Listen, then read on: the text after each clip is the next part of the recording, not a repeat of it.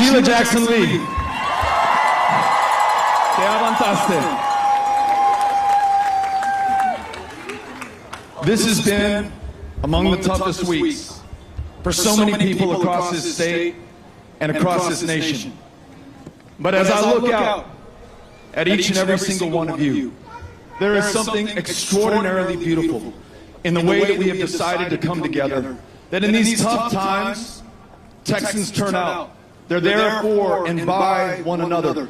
It brings out the very best in us. And it's a reminder of these extraordinary leaders that we have elected to public office into positions of public trust and power. But it's a reminder of the people who put them in those places, and that is all of us who are here today. As Sheila Jackson Lee said, this is power in Texas. You are power in Texas. We got the word about an hour ago that there were 4,000 people here and climbing. I wouldn't be surprised if there are over 5,000 right now. We want our fellow Texans, wherever they are, to whatever party they may belong to whomever they pray, however they love, whatever country their families originally came from, to know that right now we stand together and that we stand with them. And I think part of the joy that we feel right now, if I could call it this, is that few generations have what we have at this moment. The opportunity to stand up and to be counted and to fight for these rights while they are under attack. For most of us, I'm 49 years old, so my entire life, Roe versus Wade has been the law of the land. I've known nothing else. But those who preceded me, those who preceded all of us, they made that happen. That fortunate generation who was fighting for the right that so many, too many, have taken for granted for too long. We now have that same opportunity to fight just like they did. And I want us to remember, whatever we think the odds are right now against us, this is possible. And in fact, it has been done before against much greater odds. Prior to 1973, abortion was illegal in the state of Texas. But it was no one who came from outside of this state who won the right for Texas women. In fact, it was Texas women themselves who won the right for privacy and a legal, safe abortion in the state of Texas.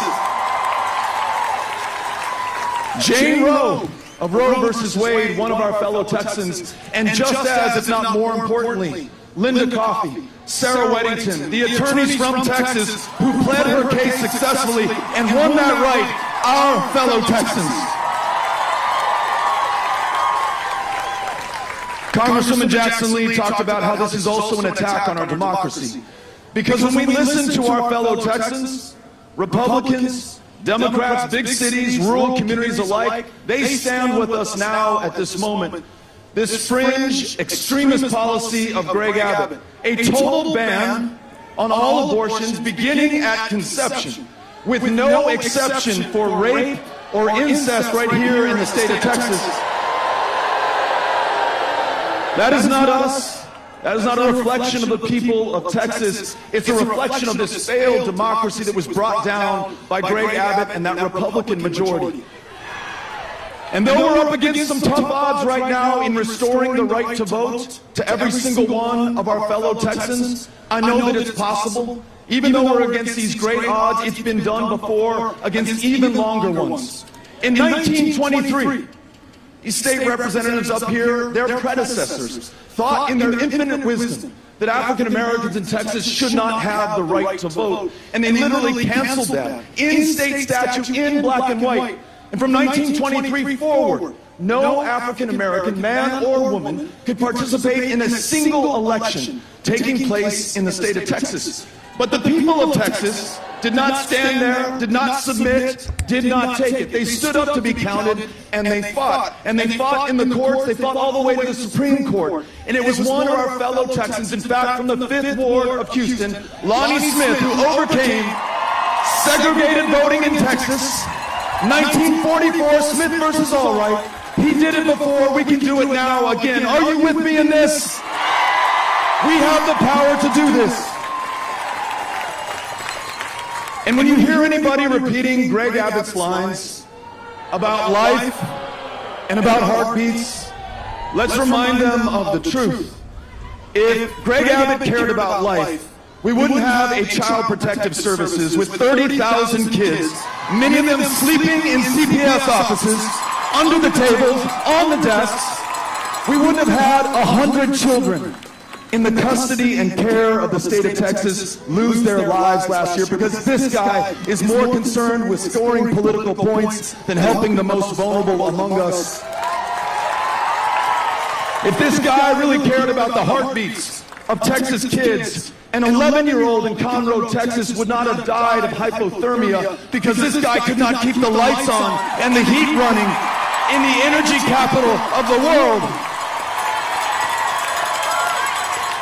If he cared about life, then he would have been concerned about the attack on women's rights, because over the last 10 years, as almost every reproductive health care clinic has closed down in Texas, not only is it harder for women to get their constitutional access to an abortion, but try getting a cervical cancer screening, or seeing a family planning provider, or seeing a provider of any kind in the least insured state in the country. We lead the developed world in the rate of maternal mortality 3 times as deadly for black women here in the state of Texas. This guy does not care about life.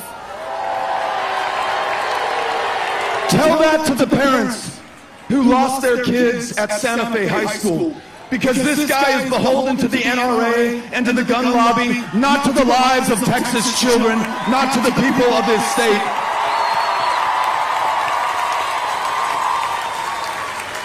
But we have the power, and that power comes through our vote, and it comes through the votes of our fellow Texans. And listen, let's be clear-eyed about it. Our fellow Texans are under attack unlike any time in our lifetimes. The voter suppression bills that Greg Abbott signed last year made this the toughest state in the nation, bar none, in which to cast a ballot or to register to vote or have a voice or say in the direction of your community, your state, or your country. But we now have in this campaign over 67,000 volunteers who promise to pick up a clipboard, knock on doors, meet those voters where they are, and bring them into this democracy, make sure that we win this election. And here's my commitment to you. As I finish speaking, many of us are going to hang around to make sure that we get a chance to talk to our constituents, to thank you for being here. And right under this awning, which, for those of you in the sun, happens to be in the shade, we're going to have a number of volunteers with yellow clipboards. And they're looking to meet you if you're willing to host a canvass, to go knock on doors, to meet those voters and bring them into this next election and make sure that we win. Do I have any takers? All right, I hope we have enough clipboards. The only way to overcome this is by winning political power.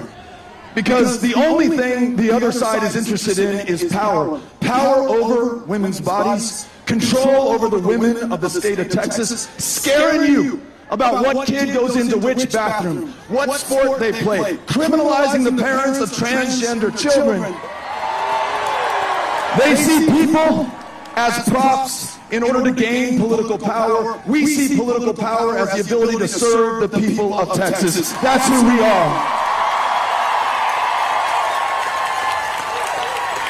And mark my words, when we gather, when we knock on doors, when we overcome these attacks on our fellow Texans and on our democracy, and when we win, every woman in the state of Texas makes her own decisions about her own body, her own future, and her own health care. You are with us. We are with you. Thank you for coming out today. Let's go out there and win this election. Thank you all. Thank you. Thank you for doing this. Thank you.